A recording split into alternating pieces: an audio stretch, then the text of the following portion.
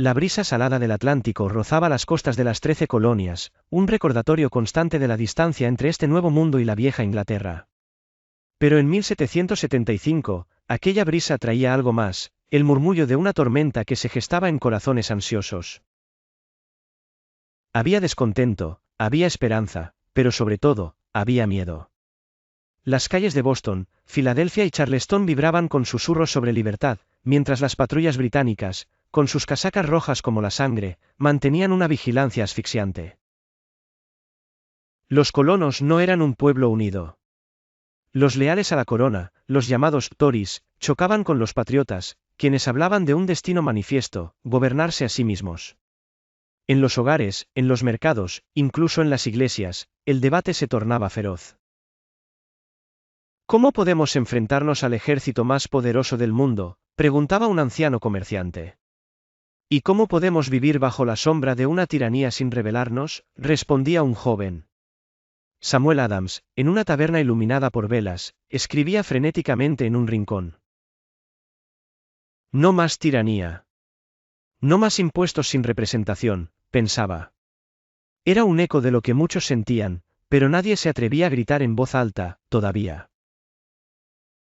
Capítulo primero. La mecha se enciende. El 19 de abril de 1775, en los pequeños pueblos de Lexington y Concord, la primera chispa de la revolución se convirtió en fuego. Los hombres del pueblo, armados con mosquetes viejos y herramientas de granja, se enfrentaron al ejército británico. El amanecer trajo consigo la llegada de los casacas rojas, marchando con una precisión aterradora. Frente a ellos, un puñado de milicianos liderados por el capitán John Parker aguardaba. No disparen a menos que les disparen primero, ordenó Parker, su voz ronca pero firme.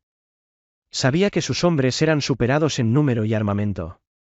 Sin embargo, también sabía que había llegado el momento de tomar una decisión, someterse o luchar. El disparo inicial, aquel cuyo origen sigue siendo un misterio, rompió el silencio. En cuestión de segundos, el campo se convirtió en un caos. Los casacas rojas avanzaron, pero los colonos, a pesar de sus pérdidas, se defendieron con una ferocidad inesperada. Cuando el polvo se asentó, la noticia se había extendido como pólvora por las 13 colonias, había comenzado la guerra. Mientras tanto, en Boston, una mujer llamada Abigail Adams, esposa de John Adams, escuchaba los rumores. Desde la ventana de su hogar, podía ver a los soldados británicos patrullando las calles. Abigail, una mujer de intelecto agudo y corazón valiente, tomó una pluma y escribió a su esposo, quien estaba lejos, en Filadelfia. Recuerda a las damas, John, y sé más generoso y favorable con ellas que tus antecesores. Si no tenemos voz ni representación, estamos decididas a fomentar una rebelión propia. Capítulo segundo. Los hombres de Filadelfia.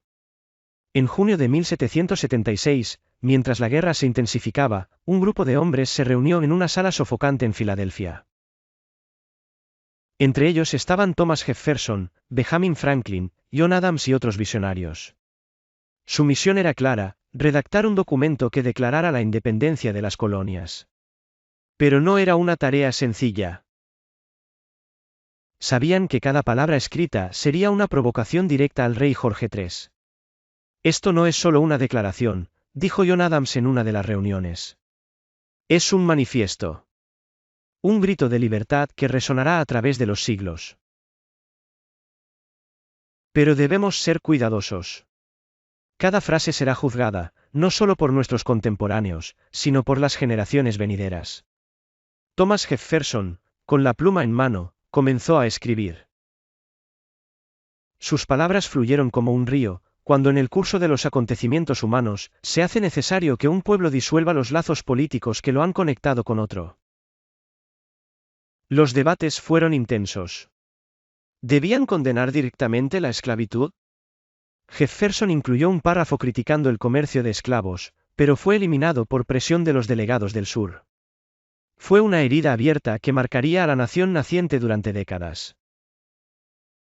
El 4 de julio de 1776, el Congreso Continental adoptó la Declaración de Independencia. Mientras las campanas resonaban en Filadelfia, los patriotas celebraban.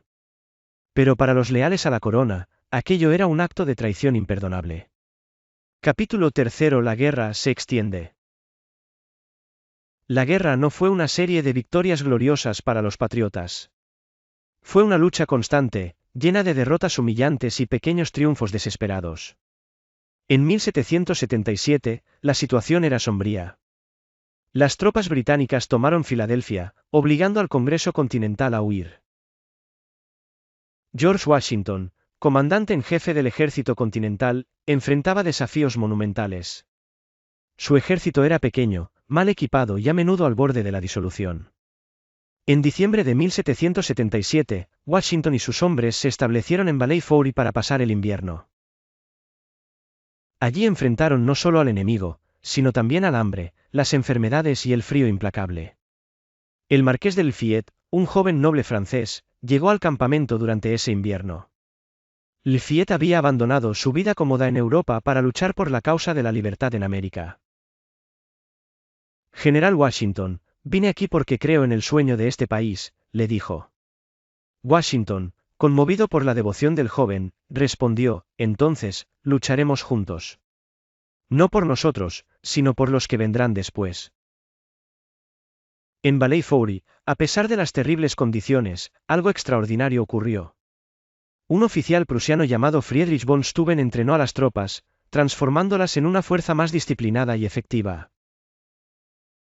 Lo que emergió de aquel invierno no fue solo un ejército, sino un símbolo de resistencia y determinación. Capítulo 4. El papel de los olvidados. Mientras los generales trazaban planes y los congresistas firmaban documentos, miles de personas invisibles para los libros de historia sostenían el peso de la revolución sobre sus hombros. Eran los olvidados, los que no tenían voz en el Congreso Continental pero cuyo sudor y sangre eran igual de vitales para la causa de la libertad. Abigail Adams, en su hogar en Brantor, Massachusetts, se convirtió en algo más que una esposa. Mientras su esposo, John Adams, debatía en Filadelfia, Abigail gestionaba la granja familiar y escribía cartas llenas de consejos políticos y moralejas. Una noche, mientras observaba las llamas de su chimenea, reflexionó, somos las guardianas del hogar, pero también de la nación. Sin nosotras, los hombres no podrían luchar. Pero, ¿se acordarán de nosotras cuando todo esto termine? En los campos de batalla, las mujeres no solo cocinaban y cuidaban a los soldados heridos. Algunas, como Molly Pitcher, tomaron las armas cuando sus esposos cayeron. En la batalla de Monmouth, Molly, cuyo verdadero nombre era Mary Ludwig Haas, corrió entre el fuego cruzado llevando agua a los soldados exhaustos. Cuando su esposo fue herido, ella tomó su lugar en el cañón, disparando con una determinación feroz. Por otro lado, Deborah Sampson decidió que no podía quedarse en casa esperando. Cortó su cabello, vistió ropa de hombre y se unió al ejército continental bajo el nombre de Robert Surlieff. Durante meses, luchó en silencio, ocultando su verdadera identidad. En una escaramuza, fue herida en el muslo, pero en lugar de revelar su secreto, extrajo la bala ella misma con una navaja y una aguja. Su valentía inspiró a otros, aunque su historia fue ignorada durante mucho tiempo.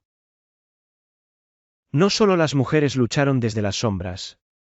Los afroamericanos, tanto libres como esclavizados, jugaron un papel crucial en la revolución.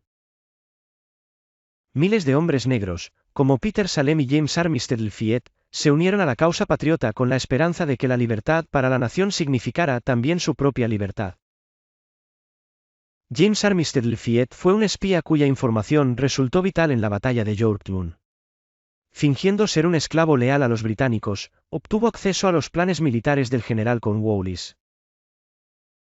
Su valentía y astucia fueron fundamentales para la victoria, aunque su reconocimiento como hombre libre tardaría años en llegar. Mientras tanto, los indígenas americanos vivían un conflicto moral y estratégico. Algunas tribus, como los Oneida, se aliaron con los patriotas, mientras que otras, como los Mohawks, apoyaron a los británicos con la esperanza de proteger sus tierras. Para ellos, la guerra no solo era un enfrentamiento entre colonos y británicos, sino una batalla por su propia supervivencia. La revolución no era una historia uniforme de héroes vestidos con casacas azules. Era una maraña de sacrificios individuales, cada uno añadiendo una pieza al rompecabezas de una nación naciente. Pero en el corazón de cada uno de los olvidados había una llama, la esperanza de que su contribución, aunque no se escribiera en los libros, cambiaría el curso de la historia. Capítulo V. La redención en Yorktown.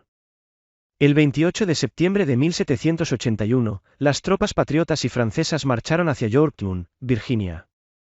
Este sería el enfrentamiento decisivo.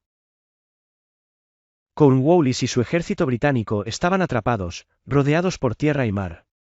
La llegada de la flota francesa, comandada por el almirante de Grasse, había cerrado cualquier ruta de escape por el agua.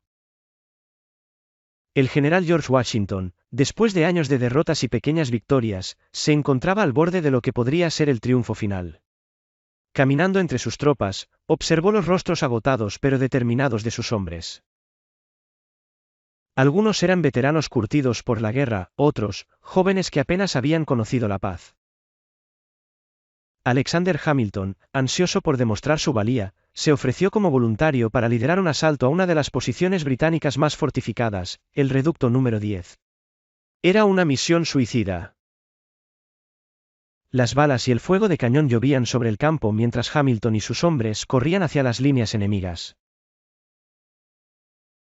El corazón de Hamilton latía con fuerza, no por miedo, sino por la certeza de que este era su momento. «Adelante, hombres», y gritó mientras saltaba sobre las barricadas. La lucha cuerpo a cuerpo fue brutal. Los gritos de los heridos y el choque de las espadas llenaban el aire. Pero cuando el polvo se asentó, el reducto estaba en manos de los patriotas. Hamilton, ensangrentado pero vivo, miró a sus hombres con orgullo. En el cuartel británico, Cornwallis sabía que el final estaba cerca. Los cañones patriotas disparaban sin cesar, reduciendo sus defensas a escombros. Finalmente, el 19 de octubre de 1781, Cornwallis envió un mensajero a Washington, solicitando la rendición. El momento de la rendición fue solemne.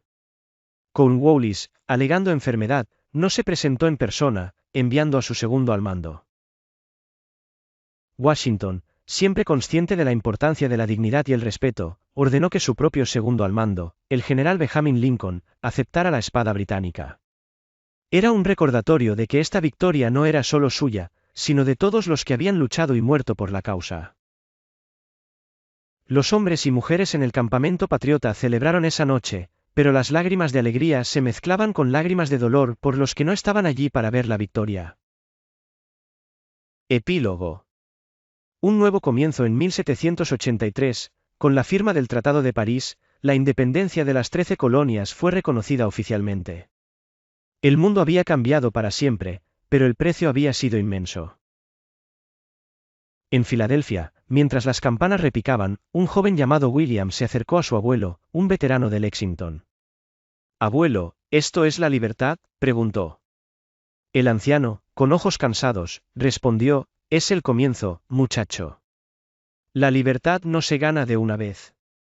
Hay que cuidarla cada día». Mientras la nueva nación daba sus primeros pasos, los desafíos eran inmensos. ¿Cómo unir a las colonias bajo un gobierno común? ¿Cómo enfrentar la cuestión de la esclavitud, que seguía dividiendo a la nación? ¿Y cómo garantizar que los sacrificios de los olvidados no fueran en vano? Thomas Paine, en uno de sus últimos escritos, reflexionó: «La lucha por la libertad no termina con la guerra.